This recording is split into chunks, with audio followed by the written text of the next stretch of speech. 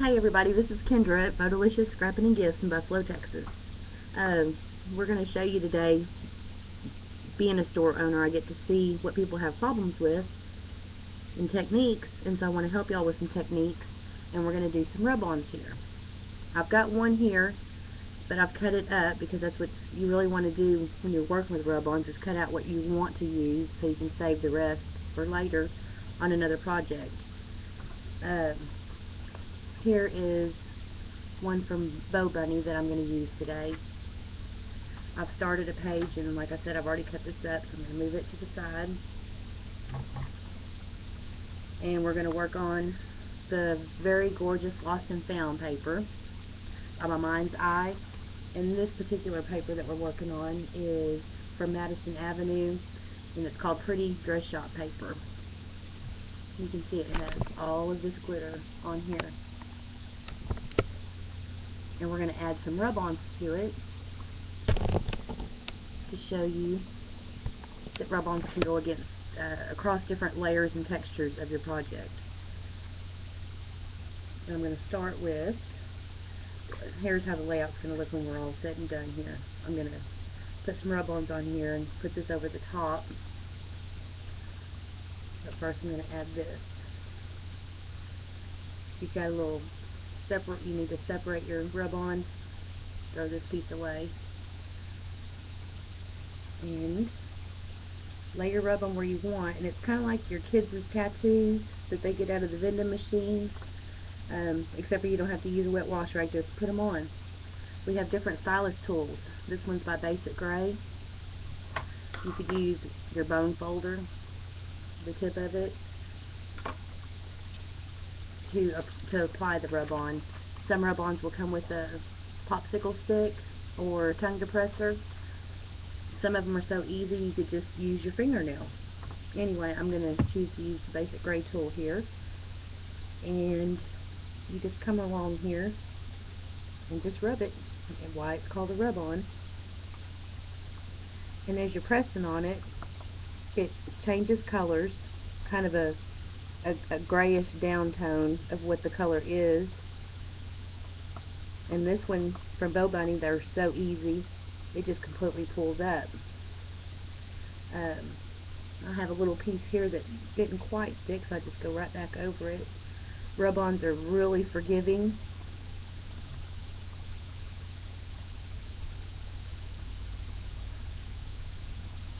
And as you see, I'm going over cardstock and then back down on this paper. Got a bag of cardstock that's matting that picture.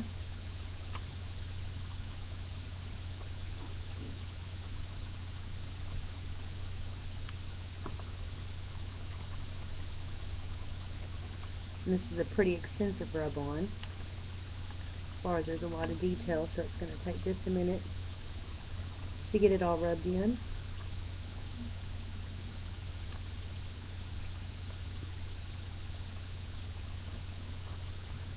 What's so great about a rub-on is when you use it, completely flat and smooth to your surface. There's no bulk whatsoever to it.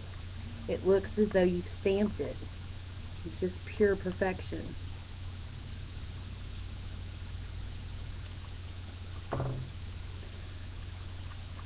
And I'll show you right there. You can see it. And it's going on the cardstock, off the page over here. And then whenever I lay this down, then I just added some more dimension, just putting those swirls underneath that title.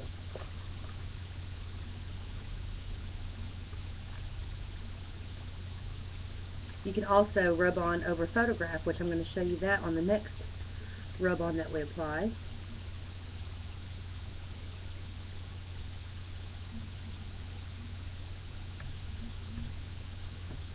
See, now I just have some extra flourishes to add to this that would not have been on there otherwise.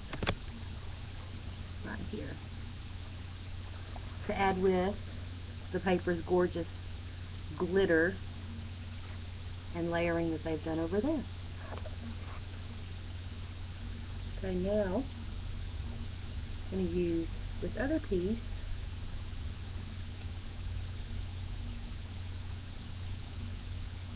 I'm going to come right down here. So some of it comes on the paper, the picture, all the way across this ribbon here.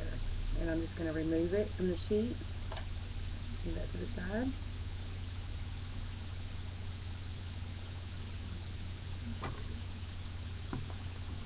And start applying the rub-on.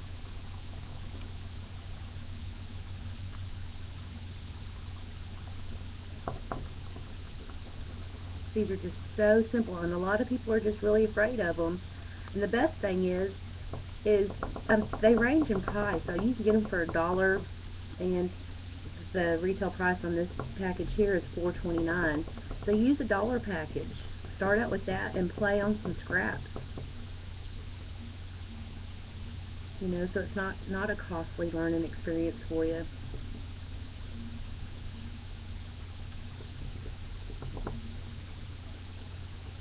Just keep on pressing. I'm going right over this ribbon.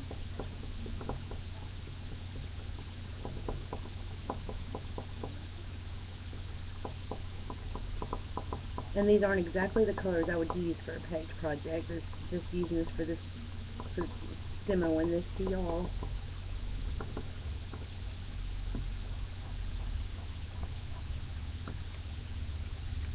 Anyway, there we go. It's all on there, and just kind of press it on there. And just like what's better about these versus stickers, or you don't have that little free edge around here of the clearness that a sticker would give off. So they're perfect for working on acrylic. Let's see if you can see that here.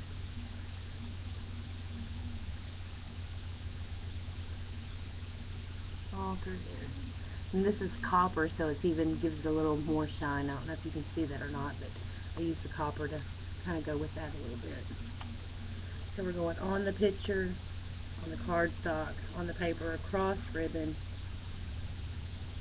And now I have this piece here I can use at some other time on another project. There are a multitude of rub-ons out there available in the market. There's probably as many rub-ons out there in the market as there are stickers. You see people stitching on pages, or you hear of faux stitching, and that's using rub-ons. Die Cuts with a View makes some stitches right here, and you would just cut the strips out of what you need. And there's some baseball stitching, some cross stitching, zigzag, straight, and these will come in black, white, silver. There's a multitude of colors. Here's another one by Die Cuts with a View that are swirly. You can have those beautiful swirls.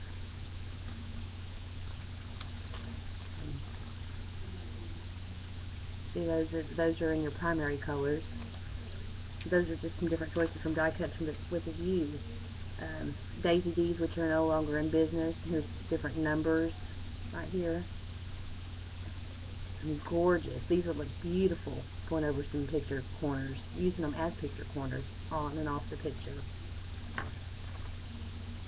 Here's what you can look like you stitched someone's name on a project. You see that? From Die Cuts with a View. But you didn't stitch it, but it'll look like you did. Here's a couple more examples of beautiful rub-ons from Bo Bunny. Beautiful for Christmas. Just too much of a glare here. Sorry about that. That's the awesome scrapbook lighting that we have in here. And I love this one with the little frame on it. I'm getting new to this little webcam thing. Look at that one, it's beautiful. This is by Bo Bunny. And here's some wild and crazy ones for those teen pages. Anyway, like I said, there's just a multitude of rub-ons out there in the industry, and start out with some cheap ones, or if you can see them on clearance somewhere, grab them and play with them. They'll become one of your favorite things to use. Here is the paper finished with the few little extra techniques added to it. And you see, like, this is a simple page, but the page itself is so gorgeous. Not much has to be done to it. I mounted a picture, cut cut some of this out right here, stuck that picture back behind it, threw some ribbon down, stitched over the cross of it. The page is finished, simple little page, but my daughter will love it. Anyway, y'all take care and thanks a lot. Well, no, wait, I need to add. Oh no.